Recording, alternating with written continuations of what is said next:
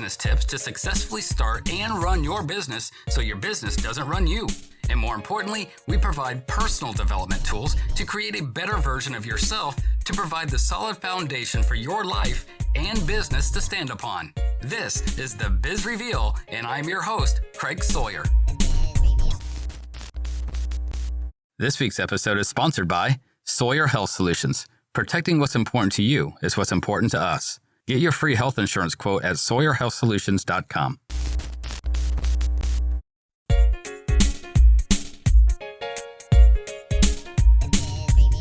Packed with energy and an expertise in the digital marketing space, Alex Oliveira has generated over 30 million leads for over 3,000 small to medium-sized businesses, as well as Fortune 500 companies like Ford, Allstate, and many others. Alex shares powerful tips on what's new and what works to generate more leads and grow your business. After the show, learn more at his company website at prediq.io. That's PREDIQ.io.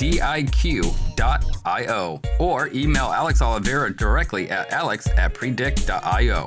This is the Biz Reveal podcast with this week's guest, Alex Oliveira.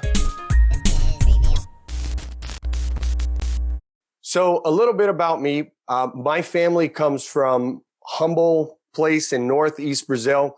Then we moved down south to São Paulo, city of 12 million people, a lot like New York City. And when I was about 10 years old, we immigrated to the United States, to Florida. And we've been here ever since. So I still have lots of family in Brazil.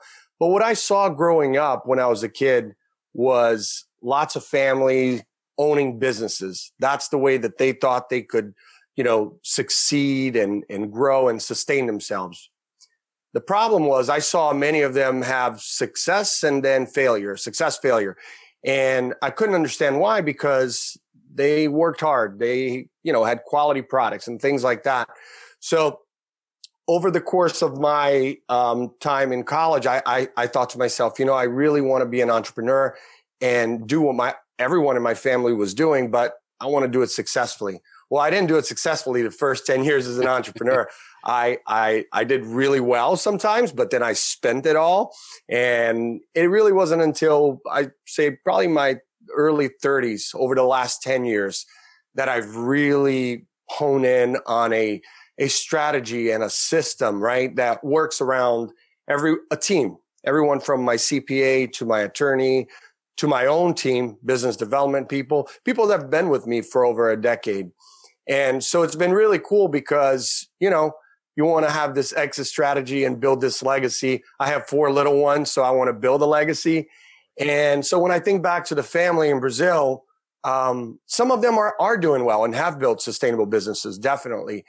But for me, what made me successful over this entire period of time, whether it was a financial crisis of '08 or even COVID, is lead generation, online lead gen. So being able to consistently generate leads for whatever business is hot at the moment, because let's face it, even if you have a business that is a product that everyone is in need, a lot like Craig's, right, with health insurance, you have seasons, you have ups and downs.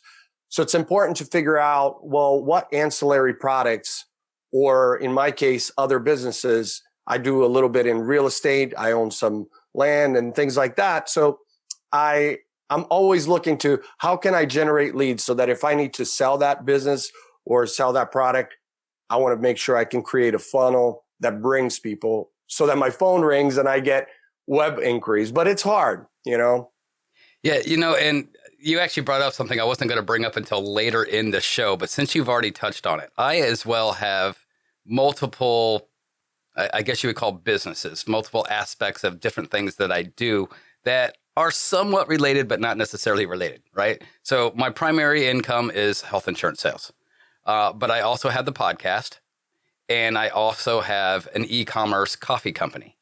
So when doing lead gen, obviously I want to drive traffic to all 3 of those places. Health insurance, I want to, get lead generation, get people funneled in there to get in front of my audience there. I want to drive people to the podcast to help as many people as I can with the tips that we're given today. And then, of course, I want to make money with the coffee thing too. So when I do have those lulls in business, The insurance, we do have our seasonal times during the year that's a little slower than others. I'd like to be able to have an additional income stream to pick that up. If I have 3 different types of business, should I have a website and social media sites for each one of those businesses, or do I want to use myself as the brand and have one central place and then just have like different tabs on the website for each one of those types of businesses that I have? Which is the best way to go about doing that? That's a really good question. And I think you could do it 100 different ways. You see guys like Tony Robbins or, a big name like Richard Branson, right? Who is the brand and then has companies in just like every industry you could possibly think Right. of. So you could do it that way. But for me, the way I do it is I have the businesses stand on their own with a lead in each, a lead person, a manager, business development, typically a sales manager that says, hey, I own sales. Because internally, I'm going to do all this marketing to drive traffic to the website. So I need to make sure that on the other end, there's someone to handle sales and customer service. So important, creating that experience. And even if it's not volume, like one of my businesses, I may generate a couple of leads per week, but it's a high ticket item. So, but it's important that those customers get a really good customer experience. And I can't do that for them because I'm busy doing these other businesses. So I do marketing coaching as well, but I can only do so much of that because it's me. Right. So an hour of my time when I'm doing marketing coaching is taking away from the other businesses. So for me personally, Craig, I have found that it's really tough for me to be the face and the brand of all the different businesses I'm in, especially because just like you, some of them are so opposites, right? E-commerce versus product versus service versus consulting. And for me, I felt it, and I did do it that way early on in social media, where I would be out and on my feed, you'd see me talking about this and that and the other. And honestly, what I got from a lot of people was like, what do you do? Yeah, Like, it, what it do you almost do? makes you a jack of all trades instead of a specialist in one particular one. And the biggest reason I'm asking that question is because, well, there's actually 2. The time involved in having 3 separate entities, and you have your, Facebook page for each one of them. You have your Instagram page for each one of them. You have your website for each one of them. And then when you're trying to drive traffic to each one of those things, and you're making posts, basically you can spend the entire day just doing your social media marketing. The other thing, I did get a tip from somebody too, that if I had one central website, Craig Sawyer Enterprises, whatever the case is, and then just have the separate tabs in there. It's like, a tab for health insurance, a tab for, the podcast and things like that, that I could narrow all 3 of those things down into one and cut my time involved into social media marketing, everything, by 2/3, right? So now I'm only doing 1/3 of it instead of, the full thing. But then couldn't that mess up my SEO? Because now, trying to do an SEO with a website that has so many different things on it, that could be a little confusing for Google to try to figure out. So is it better to keep them separate and then maybe just have to hire somebody like a virtual assistant or something like that to take care of the social media thing? Absolutely. I 100%. You want to keep them separate. And there's a lot of reasons, but most importantly, it's the end user. It impacts your customer. I mean, if I'm buying health insurance from you, I don't care about your coffee company. And it's going to muddy the waters, because if I'm really following, or if it's the coffee company, I'm like, hey, I really like that brand and I'm engaging with it. And then boom, I'm hit with a health insurance Where'd this come offer. From? Right. Yeah. Or your podcast. And I might go, yeah, but I'm not a podcast person. I don't like listening to audio. I watch video on YouTube's. It muddies the water. So beyond the issue that you have with SEO, which is a good one that you brought up, it certainly confuses the search engines. The bots that are crawling your site are like, what keywords about everything under the sun. Super difficult for you to rank in any. Well, first of all, hard to rank for one. Right. Or to less 3. Now, what you could do is create maybe a subdomains under your brand. So it'd be like craigsawyer.com, but then I would create subdomains, the coffee company name .craigsawyer.com, the health insurance, brand .craigsawyer.com. So no matter what, they're on your website, but they're living in one ecosystem. But I'm just talking about your own media, which is your website. As far as social media, absolutely, you still want to do them separately. Why? Because of the end user. The audience is different. They're there to interact with the content that they're after. So you would be doing them a disservice. And yes, you're right. Virtual assistants are great.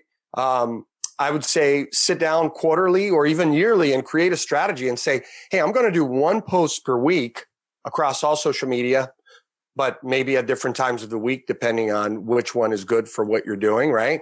Maybe Instagram is at 2 p.m., Twitter is late at night, whatever. Create that strategy and make sure that you promote those posts because, today in 2021, social media doesn't work the same way. So you could put out 20 posts a day and still get nowhere, where I could put one post per week, but as long as I promote it. Listen, I'm not a big fan of giving money to Facebook and Google and all those companies, but they are the best gig in town. Right. And if you don't promote the posts, they just kind of drop flat because they're not in the business of showing your business to users anymore. They're like, hey, Craig, let's talk about you want that. them to see it? You got to pay for it. Yeah. So let's talk about that because this is my number one issue. And I brought this up on multiple past episodes and I've never really gotten a straight answer, and maybe because there isn't one. But you tell me. I love different opinions. That's why we can have multiple episodes on the same subject and still learn something new on each one. The biggest issue that I have, and the biggest issue that many other people have that I have spoken to, is this getting in front of the audience, right? Because when I put posts out, the same people are seeing them, right? It's just all the same people who are already my friends on Facebook.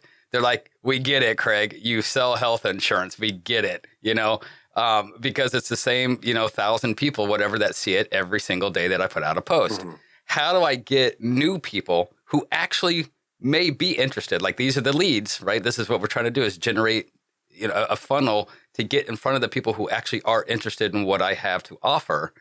How do I get those people on board to begin with, to be a Facebook friend or to be on my Instagram connections or LinkedIn connections or whatever the case is? How do I find them and pull them in? Yeah, we have to promote it, right? So whether you're doing influencer marketing, which is a little bit harder to do these days, right? But really, it's the ad platforms within Facebook or Google, Instagram, Twitter, LinkedIn, all of them. You have to promote those posts to those new audiences because people are just not finding you the same way they used to anymore. I'll give you an example with my LinkedIn. I mean, I have 18 or 19,000 connections or followers on there. And, up until 2 years ago when Microsoft bought it and really started to mess with it so much, like up until then, I could put out a post and get 2,000 views. And, the likes and the shares and all of that doesn't really matter. What I knew was I can go to my Google Analytics and go, wow, I got 100 clicks right off of, that post on LinkedIn, or 200 or 300, and then follow it to the conversions. How many leads did I get? And then did those leads turn into calls? Did they turn into sales? I could do that. Now with my LinkedIn, even with that many followers, connections, I put out a post. I'm lucky if I get 500 views. Right.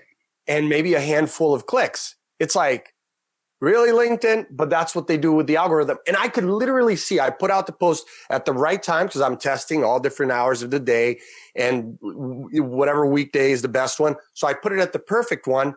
And it's like, it spikes my users and a small number of new users see it on their feed, right? And it spikes for the first hour or two. And then boom, and then it just drops.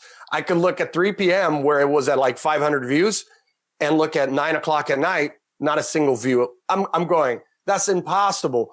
Why are my followers not seeing? And then they're saying, hey, Alex, it's because you're not doing video. Okay, good. I do video. Same crap happens. Right. So again, the straight answer is that you have to do paid to reach those new audiences. Now, I will say that with just about every business that I've worked with over the last 10 years, we've worked with over 3,000 small businesses. We've generated 22 million leads across many verticals. In every single one of those cases, the majority of the leads that we generated came from organic, paid, and email. So email being the top way that we do it, email marketing. But those are what I say, email is own media and my website. I want people to come into my website and experience my brand, my product first through my website. So when I think of social media and I factor in that most companies that I've worked with, and even today, where maybe 10, 20% of their leads are coming from social, yes, I'm going to pay attention to social. But where I really make the money and it's the lowest cost per acquisition, it's emailed, followed by SEO, organic search, followed by paid. Those three right there to me are primary. Social and influencer, referral and all of that, it's great. I'm going to do it, but it's going to be secondary. But if you're talking about doing like an email campaign, you have to get the email addresses from somewhere, right? So that you're still talking about some type of a funnel to be able to get the email addresses for you to do an email campaign. So again, it kind of all comes back down to getting in front of the audience, attracting them. Yes. And I'm assuming, and correct me if I'm wrong, but I'm assuming when, to get the email addresses, you have an opt-in probably on the website, right? Where they're like, hey, get more information here or click here for the free brochure, and then, they click on that and, they get their free gift or whatever the case is to funnel them into the opt-in. They opt in and now you've gotten that email address. So now you can do the email campaigns or your newsletters or whatever the case is, which is great. But again, it all kind of comes back to that first step that I am having a difficult time with, and that's just getting in front of the ideal audience. So if my ideal audience is like with a podcast, entrepreneurs, small business owners, self-employed people, same thing with my health insurance. How do I find those people and pull them in? And I know you said the paid advertising. So would that just be like going to Facebook, going to like some of these the advertising thing, narrow it down, find your niche, say, I want, self-employed people that make between this much money and this much money per year, between this, this age group, and you narrow it down to exactly what it is that you're hoping to get in front of. And then that's when you're pushing your paid advertising in front of those people and then trying to pull them in. Is that the best way to do that? Correct. Okay. That's one half of the equation. The other half is doing the content. So you are doing the content here. Audio is great. Entrepreneurs are going to listen to you. They're going to like the show.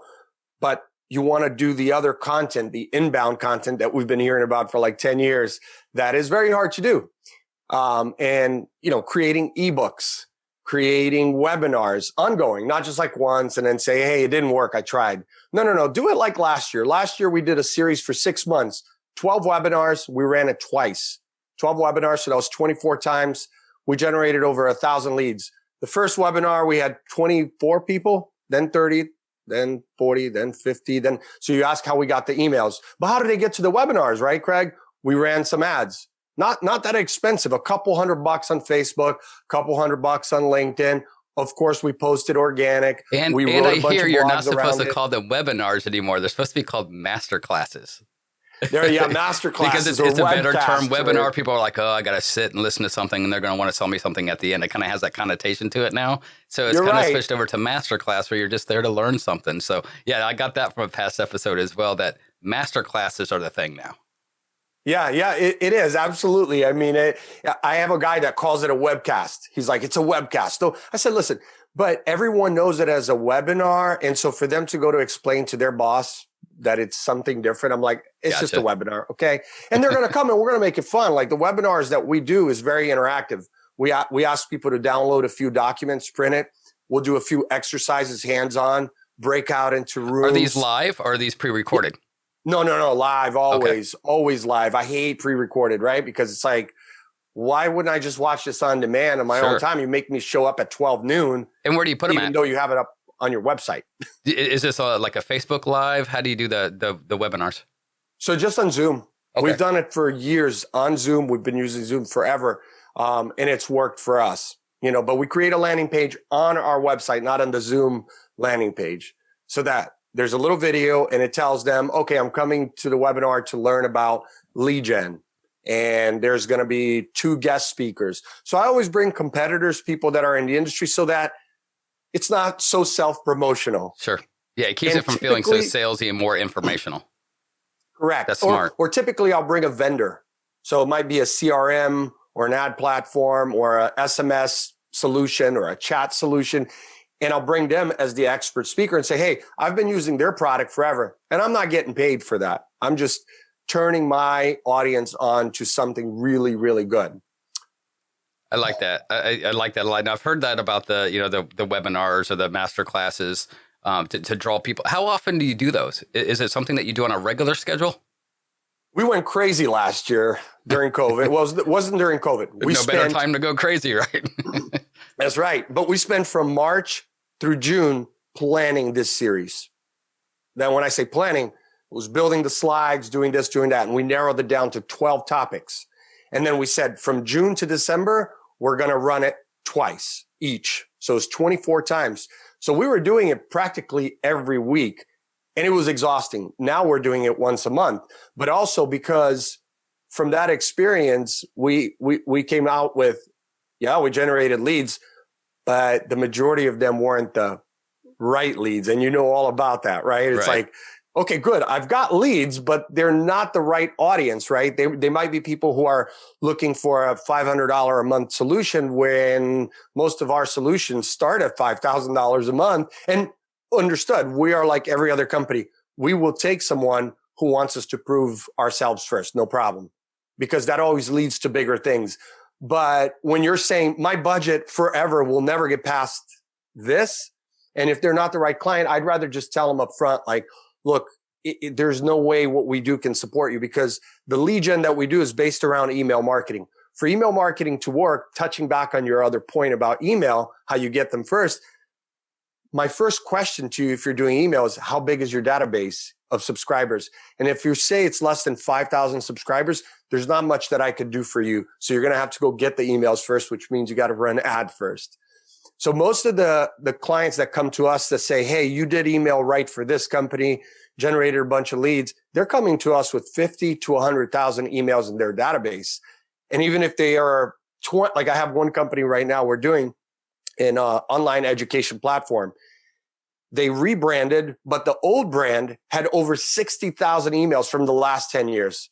Now, off the bat, the first thing that we did was validate and scrub those. Sure. So we went to a service that charges us 2-3 cents to validate them. Like half the list was gone. Yeah. So those emails aren't even good anymore. So we're like, okay, so this is what we're working with. So when I'm telling the client that based on 60,000 good emails, I can generate X number of leads with my program, and then we end up with 30,000 leads or emails, that's going to change the equation dramatically. Yeah, right? and it's very important for people to understand that because me as well in my industry and other agents I work with, email campaigns are always good, texting campaigns are always good, things like that. They always work very well if you're sending them to the right people. But my God, scrub them because the laws have gotten a lot tighter, the fines have gotten a lot bigger. So make sure you have those things scrubbed. And it's not cheap to have them scrubbed. I mean, it's not terribly expensive, but it is an additional cost that you need to figure into your budget for doing that. If you have a list that you've accumulated, like you said, over years, that list may have changed, right? Because, if you got the list originally or started building it, 10 years ago, over the last 10 years, many of those people may have signed up for, the do not contact list, the federal do not contact list or whatever the case is. And two things. One, you don't want to make people mad. You don't want to bug them.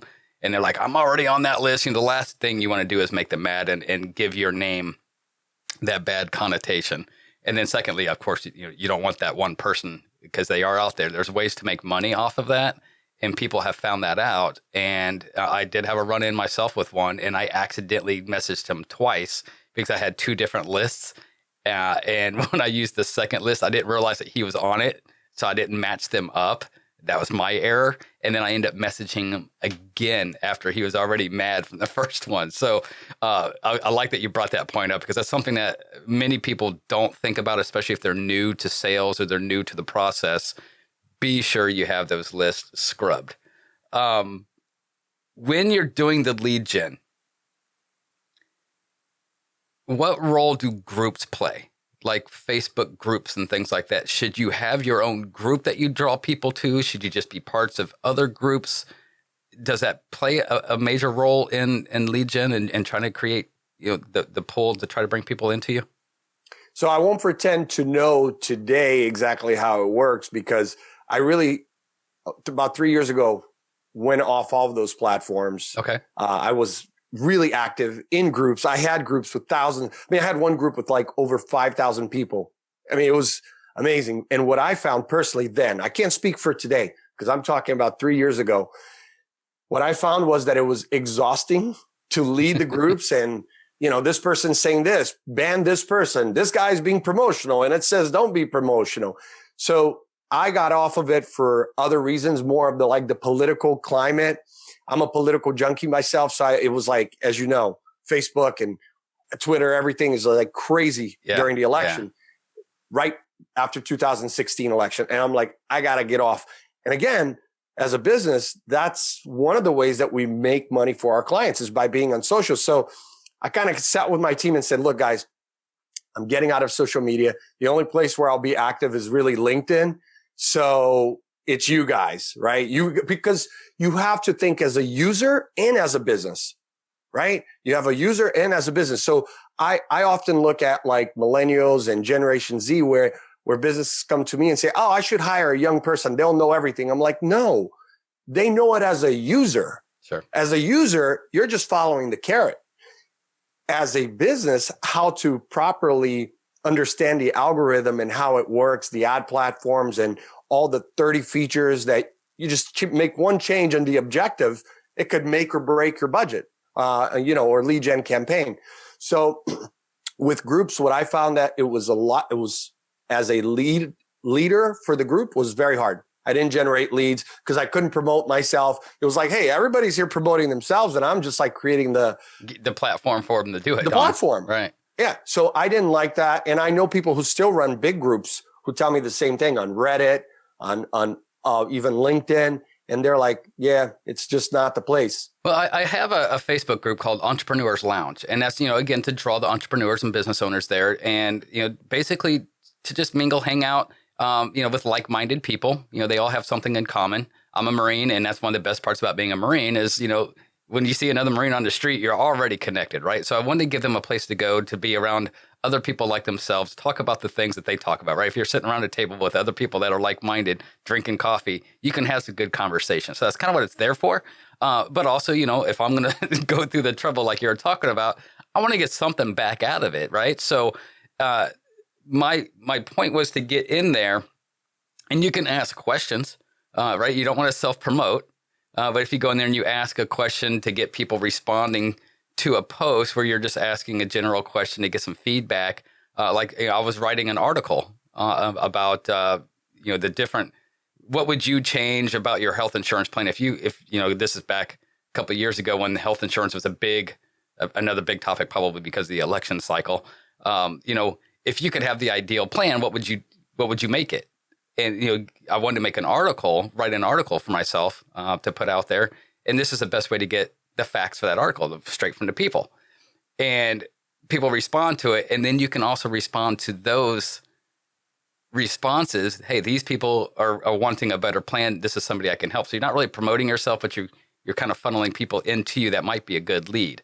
So that's kind of where the group thing came in for me, was trying to do that. Has it worked? No, I haven't really built a group up much. I mean, it's only like 100 people right now. So it's kind of hard to do that when you don't have too many people. Well, I think you're doing the right thing. You're testing. And I would never tell anyone with all the different channels online is try it, right? Like Quora.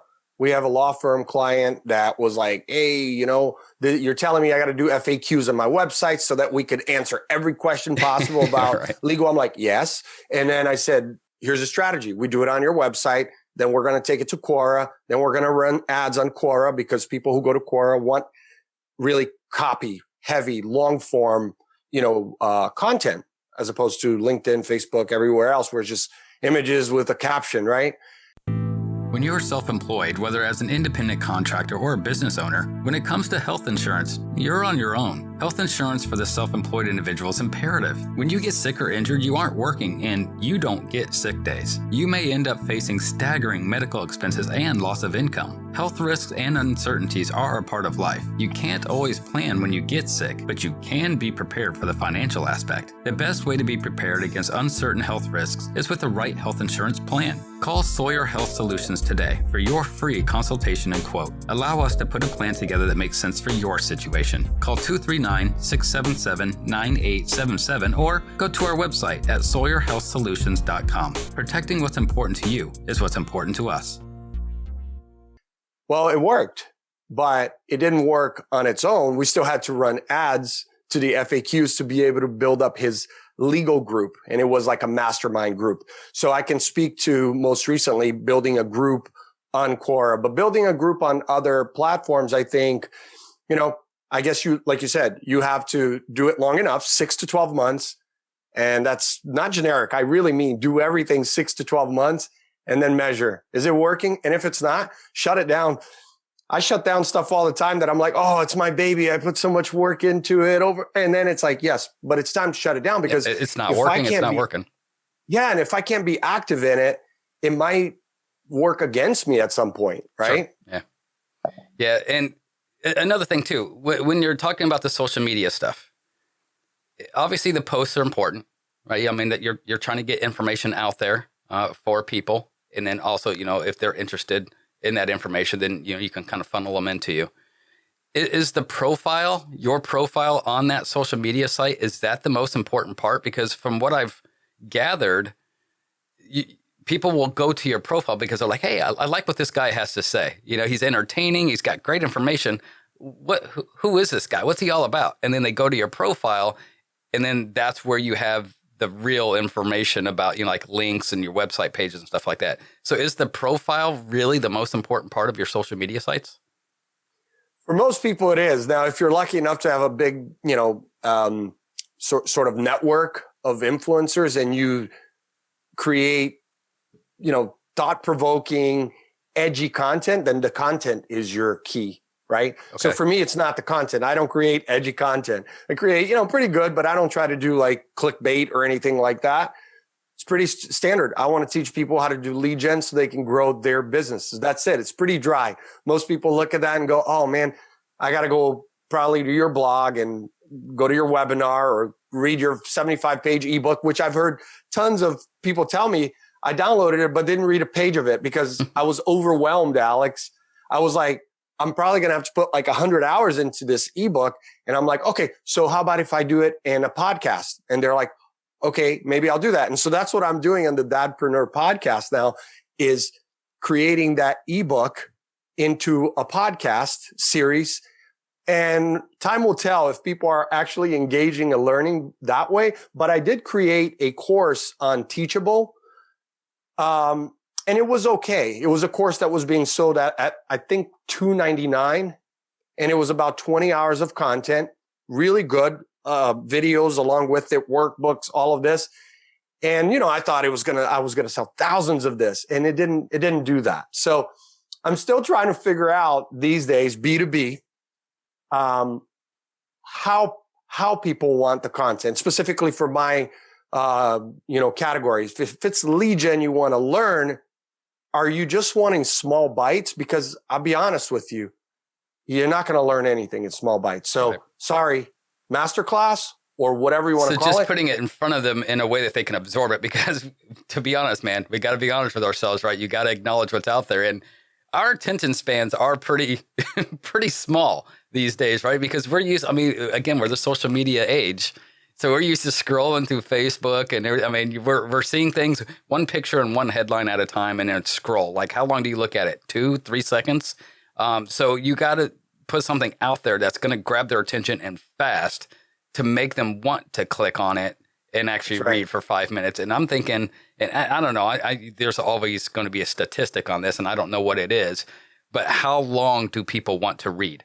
When you grab their attention and they click on something, when they open it up, what's the link that you want it to be? Like, shorter than what? And I would think I wouldn't want to read for longer than 3 to 5 minutes. So Right. I guess it depends on how fast you read, but you know what I'm saying? Like a couple paragraphs is probably the only to grab my attention. You better say it in 3 paragraphs or less. And if I don't see what I need to see in the first 3 paragraphs, I'm like, and I'm back to the scrolling again. You know what I mean? So you got to get good info out there, concentrated. It's got to be really concentrated and engaging to grab attention. But I think whether it's the content or the profile or the person themselves, like the actual images of that content, right? Or video. I mean, you got guys who did well on YouTube, a bunch of YouTubers who've done really well over the last 10 years. And it really hasn't transferred on social media. They've tried, and then, so, but I think what you have to focus on is just knowing that whatever your topic is, your category, your industry, your vertical, you have to understand that if your audience is, let's say, this big and it's only going to get this many eyeballs, that's all it is. And that should be your measure. You should figure out what your KPI is and never compare it to someone else. Because, I've got a guy that we worked with that sells leather gloves, Italian leather gloves online. We ran PPC for him and lead gen funnels and all this stuff.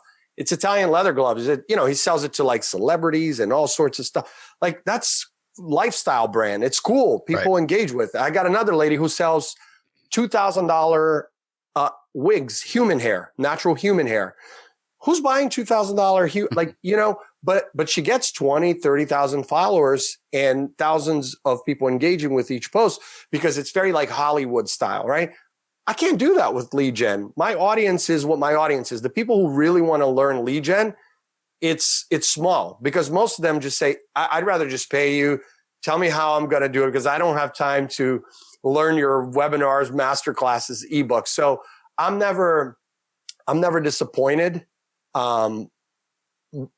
So long as I know what the KPIs are. Same thing for my clients.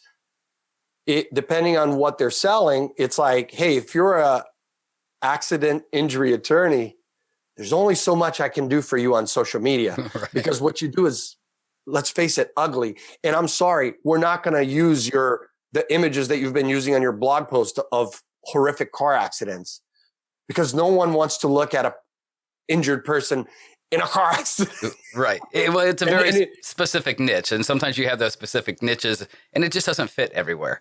So what role does the website play? Because 10 years ago, the website was everything, right? 10, 12 years ago, you wanted to drive people to your website. And I know that that's changed over the years, but it's still a very intricate and a very important part of lead gen. Sometimes you want people to go to your social media site. Sometimes you want them to go to your social media profile. Sometimes you want them to go to your website. So what role does the website play and how? I wish that all the clients that come through my funnel came through my website first.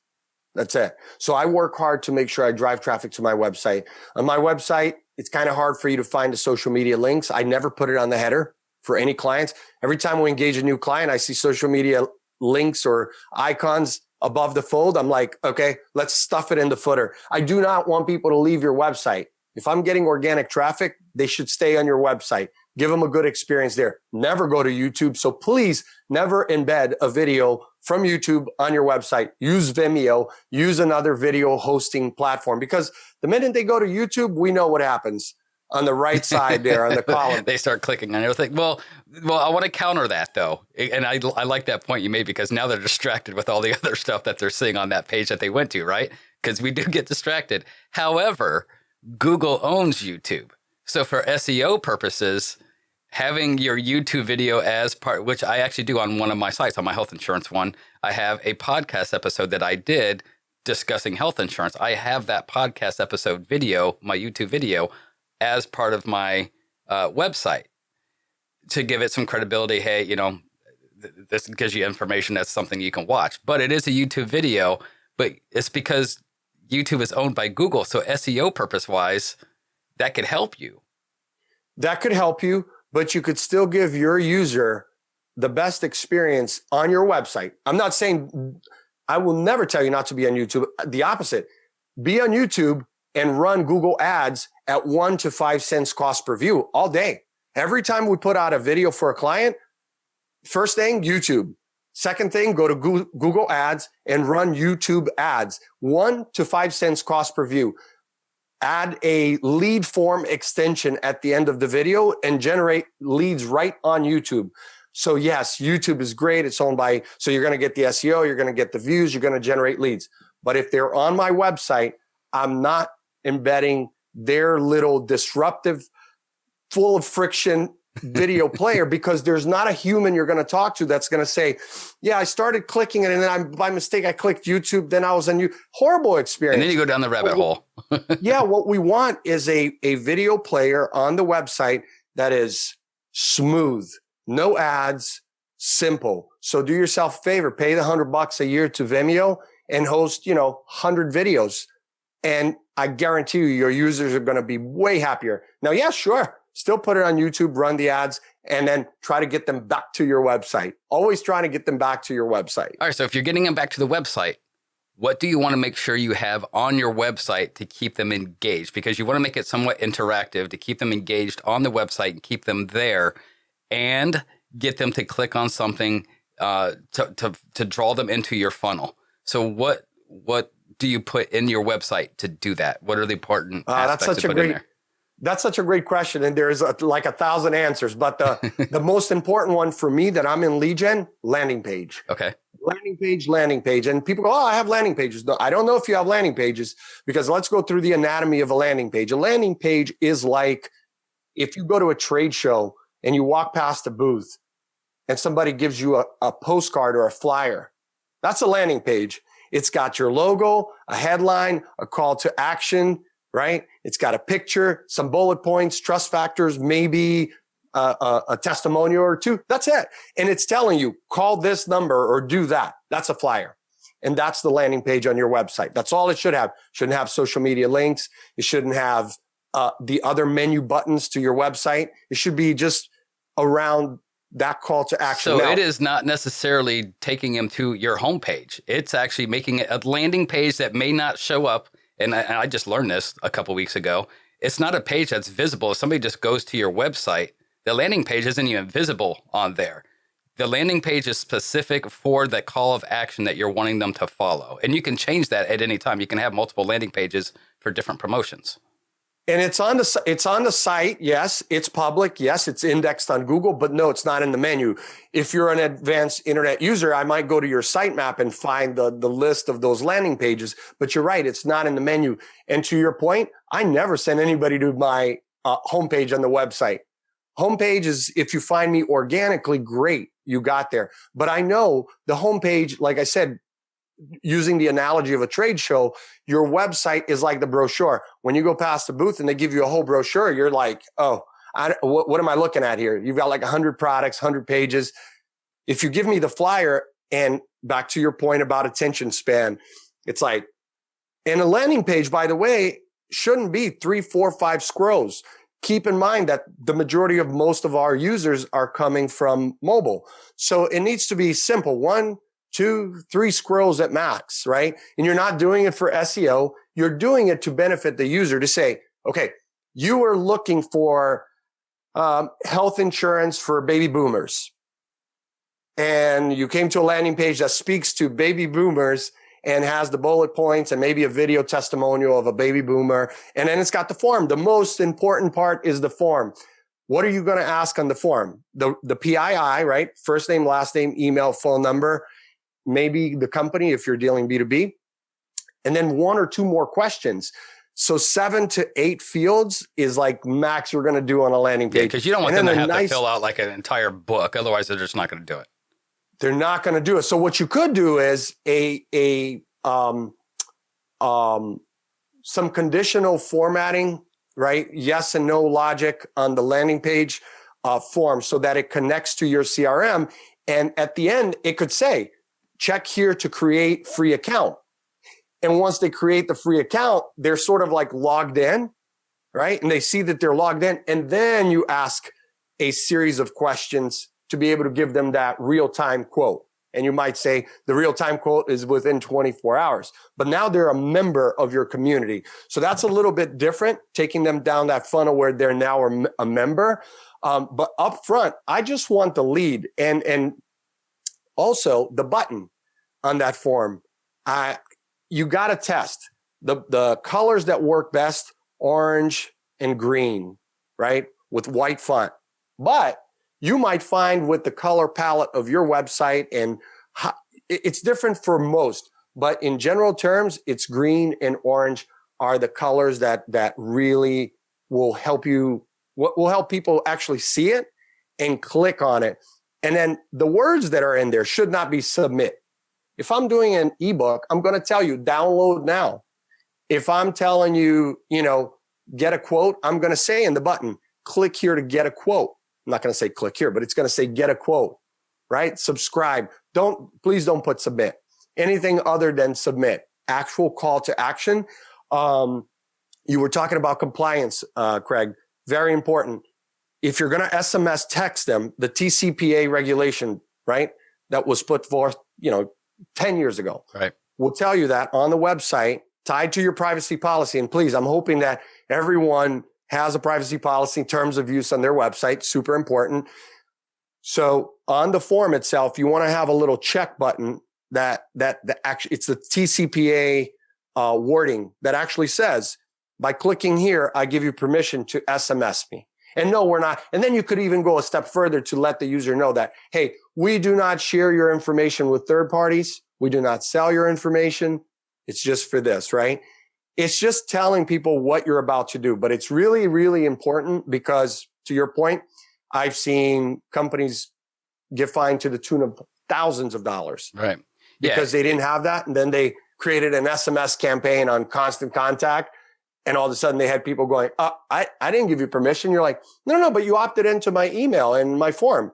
No, but I didn't opt into SMS. Exactly. And that's the point I was getting ready to make was just because they opt in to your form, where they want information, they're opting into getting that information. They're not opting in to get contacted. So it is. And I think that's sometimes where, you can do a double opt-in or something like that. But that's a very important thing because I did not know that years ago. Yeah. And, luckily I didn't get in any trouble. I learned through conversations like this, like, hey, take, for example, LinkedIn. If you're on LinkedIn and somebody connects with you to be friends, is that an opt-in? No, it is not. That just means that they're saying that, yes, I want to be a connection with you on LinkedIn. They're not saying, yes, I want you to contact me and blow me up with different offers and things like that. So just because they have accepted something from you doesn't mean they're accepting everything from you unless you have stated that before they've done it.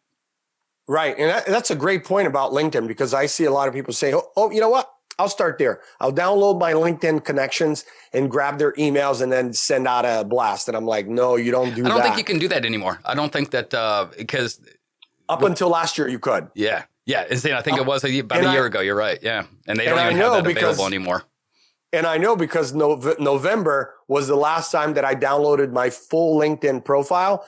And I still had the 18,000 or so emails on there. But I don't blast those people. What I do use those for is to create lookalike audiences. So I might upload that list to a campaign on Facebook, but I'm not targeting those people directly. I'm just creating lookalike audiences based on their emails. And if I am going to use their emails, I use it on a one-to-one email. So one good platform that your listeners can use is Woodpecker. Woodpecker.co is an email marketing software that can automate one-to-one emails. So you're saying, hey, I've got a couple thousand connections from LinkedIn, but I know I can't email blast them because I'll get in trouble and I'll spam them. Okay. So you upload them to Woodpecker and you create an email campaign, drip campaign, right? If they do this, then they go there. If they do that, then they go here. So you create that in Woodpecker. And what it does is it simulates the human side of things. It's like one email at a time. So you might only send 60, 70 emails a day, but it's being done automated. And legally. Legally. Yeah. Because illegally is doing the mass email or mass text. If it's, because I think it can't be auto-generated by a computer. It has to be like operated by a person or something like that. By a person. But at the end of the day, right, Craig, it's not the user that is usually pissed off when you're sending that many emails. because you're going to always have people pissed off even when you send one-to-one. It's the provider. It's not the user. It's the email service providers, the ESPs. They're flagging IPs and they're saying, Craig just blasted 20,000 emails from this IP address. And then whether it's AOL, Gmail, Ymail, they're looking at it and going, whoa, let's blacklist that IP and that URL. So it's the systems. And I can tell you that there's been times where I've sent one-to-one and then you get on a list, a blacklist. And you're going, why am I on the blacklist? They're like, oh, the system's screwed up. So, okay, get me off the blacklist because, you're costing me business here, Exactly. And, that's one of the issues that I've had with LinkedIn in the past. And because I do a lot of my business through LinkedIn. In fact, the first couple of years that I was in health insurance, literally 100% of my business came from LinkedIn. And I was a top performer in the company. So LinkedIn is a tremendous tool because you can literally pick and choose the specific niche of people that you need to get in front of. So you can do that, but you have to also, be very, very careful of how you're doing it. And LinkedIn, you can only throw out so many connection invites per day. I think it's like a max of 100 per day, or messages. Back in the day, it wasn't that way. 5 years ago, when I first started doing that, I was literally, connecting with, or at least sending out, about 1,000 connection invites per day. Now, granted, only about 10% of them will accept. Right. But still, I was getting 100 new connections per day. Now I can only send out 100 invitations per day. And if I still get that same 10%, now I'm only getting 10 new people per day. But they put that in place for good reason, so people like me don't abuse the system, and then you're getting blown up and nobody wants to be on LinkedIn. To make it a good user experience, you have to put those things in place. I was just speaking with somebody yesterday on a podcast episode, and we were talking about LinkedIn. LinkedIn's starting to become a pretty big deal for lead generation. People are like, I don't know, it's been around forever, but I think it's picking up a lot of traction as of the last couple of years, and there's no competition for them. There's nobody else out there that does what LinkedIn does, the professional thing. It's not a social media site.